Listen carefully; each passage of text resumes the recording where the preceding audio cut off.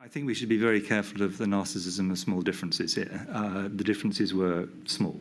But I did have a stronger concern, I would say, than some, that the biggest impacts of everything we did, and I was confident we were going to have to do them, to be clear, but when we started, the disadvantages of all the actions, not just full lockdown, but other actions before that, for example, what was initially called cocooning and then shielding, as an example, stopping schooling is another.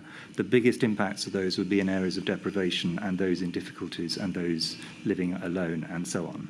So I was very aware that we essentially had two different things we were trying to balance.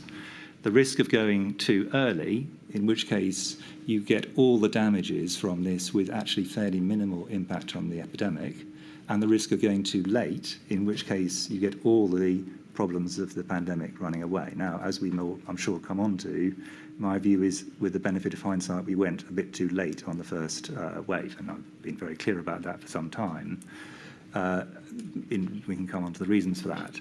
But the idea that there was not some tension between those two and that you could somehow go without cost earlier than was needed, I think was incorrect. And again, everyone around the SAGE table would have agreed with that position. The degree of weighting, I'm talking here in terms of putting weight rather than weight as in time, between those two inevitably varied a bit between people, and I was probably further towards let's think through the disadvantages here before we act, and also in making sure that in giving my advice that ministers were aware of both sides of the equation.